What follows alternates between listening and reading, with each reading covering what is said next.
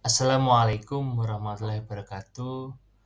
Yang terhormat Ibu dosen Ayu Lestari.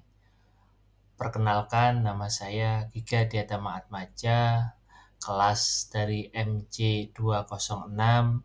Izin untuk mempresentasikan ujian akhir semester dari mata kuliah Estetika Humanisme.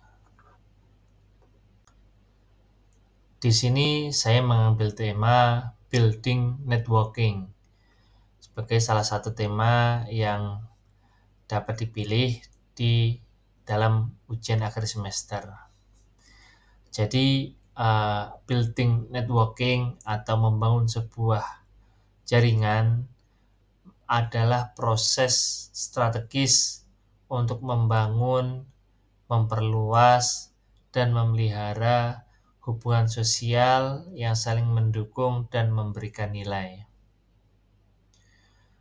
Networking ini bukan hanya soal siapa yang kita kenal, tetapi siapa yang mengenal kita dan mengingat kontribusi kita.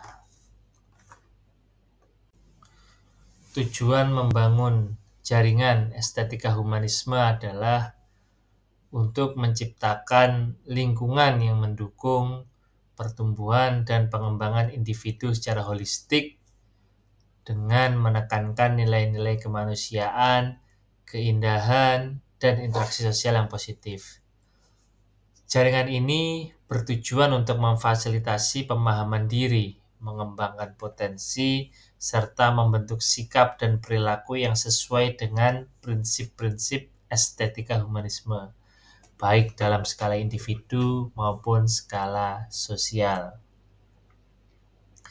Di sini ada beberapa poin yang perlu kita elaborasi. Poin pertama, pemahaman diri.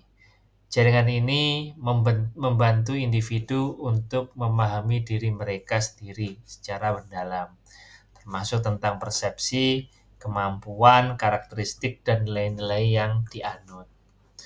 Aspek selanjutnya adalah pengembangan kepribadian atau personality studies.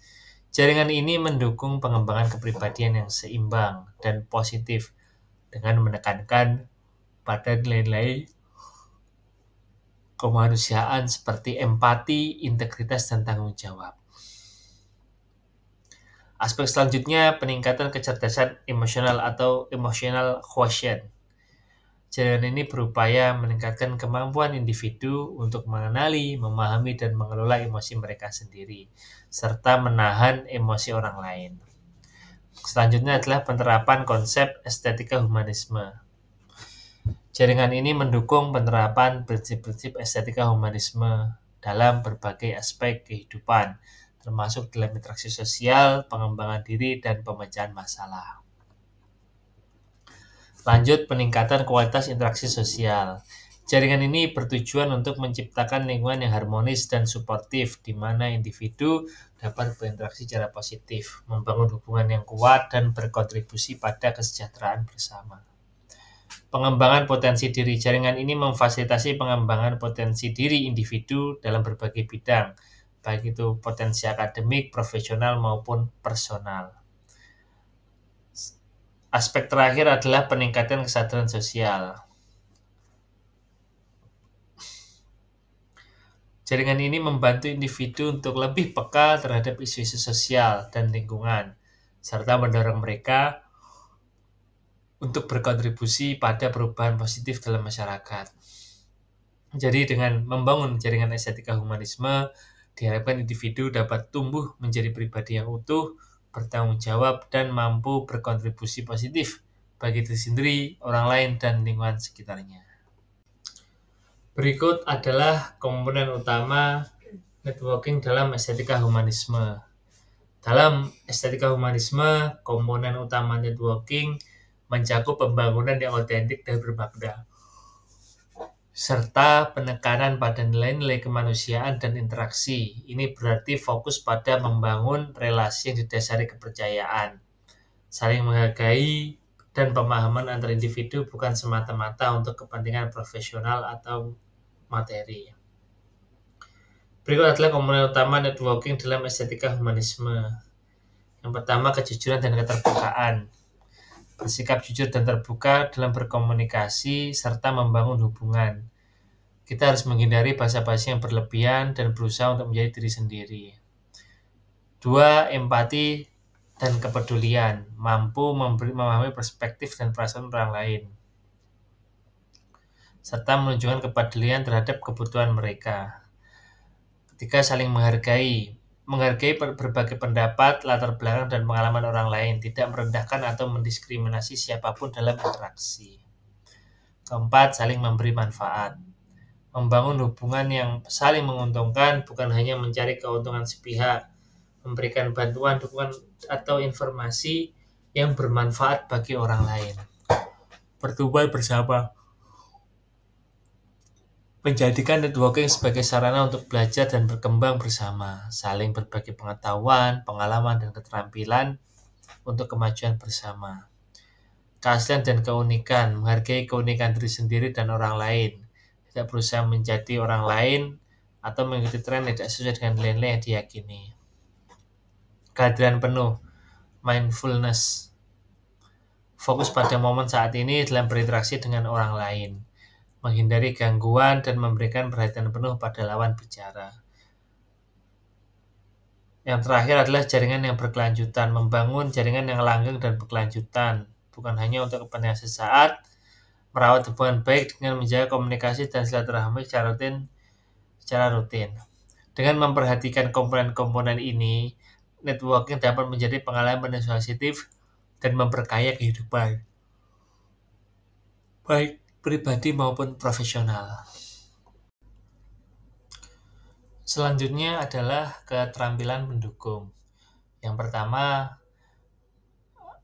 kecerdasan emosional atau emotional intelligence. Bagian ini menguraikan 3 aspek utama dari kecerdasan emosional. Yang pertama, kesadaran diri atau self-awareness. Ini merupakan kemampuan untuk memahami perasaan diri sendiri dan bagaimana perasaan tersebut mempengaruhi pemikiran dan perilaku kita. Ini berarti mengenali emosi saat itu terjadi dan memahami bagaimana emosi tersebut mempengaruhi suasana hati dan tindakan. Selanjutnya, empati. Ini adalah kemampuan untuk memahami emosi orang lain secara akurat. Artinya, kita bisa merasakan dan memahami apa yang dirasakan oleh orang lain. Keterampilan sosial atau social skills. Ini menunjukkan pada kemampuan untuk membangun, menjaga komunikasi, serta hubungan yang baik dengan orang lain.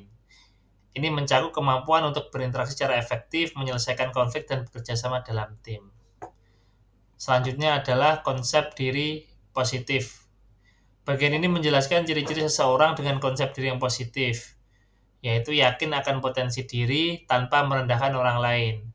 Seseorang dengan konsep diri positif percaya pada kemampuan dan potensinya sendiri tanpa perlu merendahkan atau menjatuhkan orang lain untuk merasa lebih baik.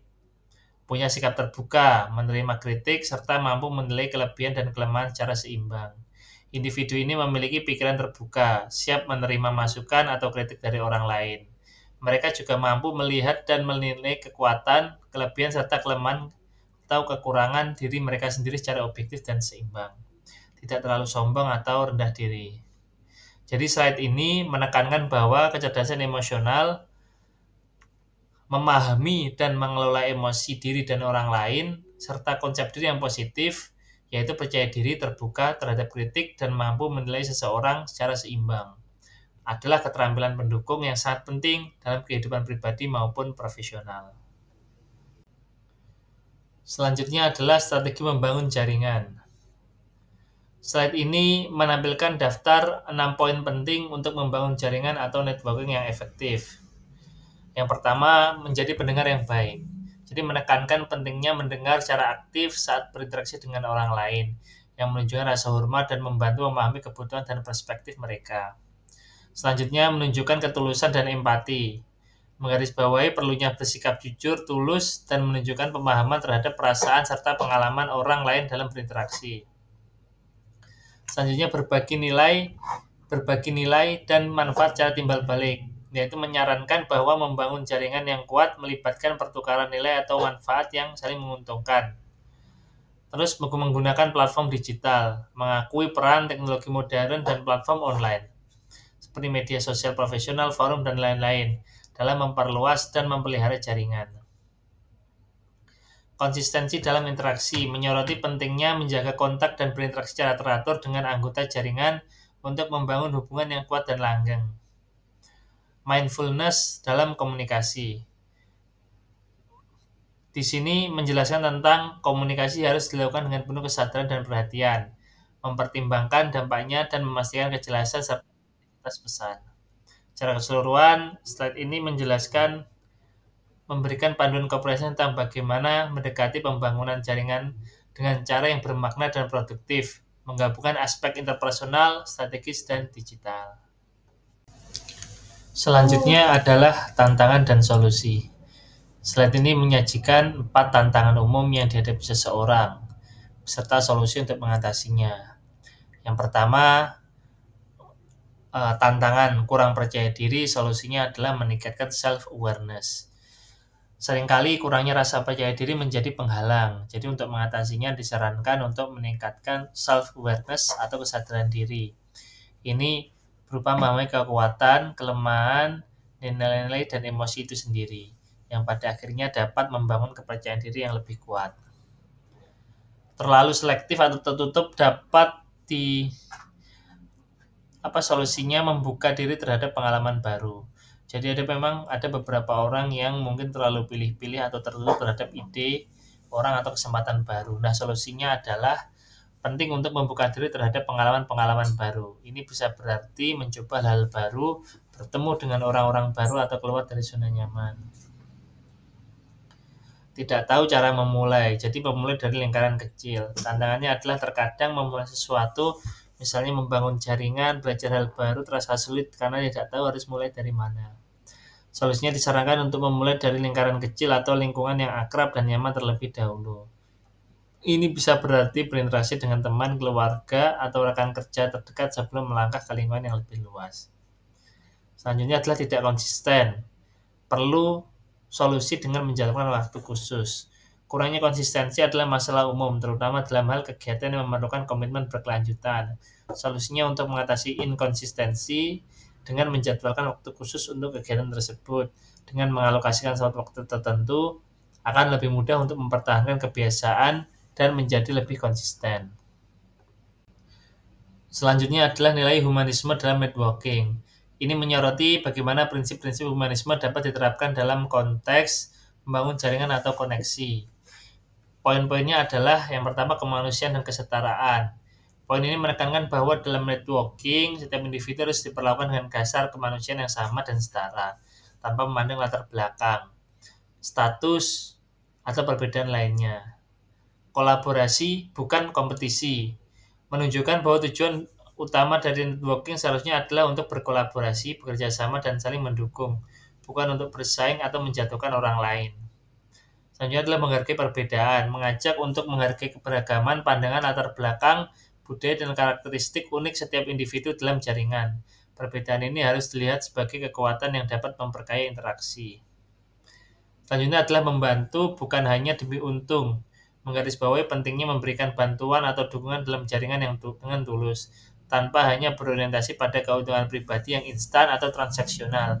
Ini menekankan aspek timbal balik dan niat baik jangka panjang.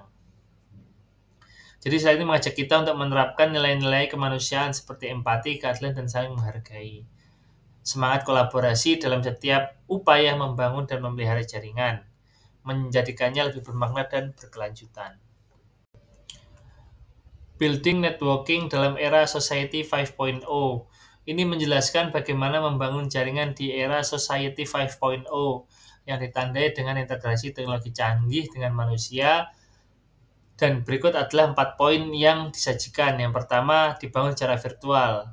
Menekankan bahwa di era Society 5.0 banyak kegiatan membangun jaringan akan berlangsung di lingkungan virtual, tidak hanya tatap muka.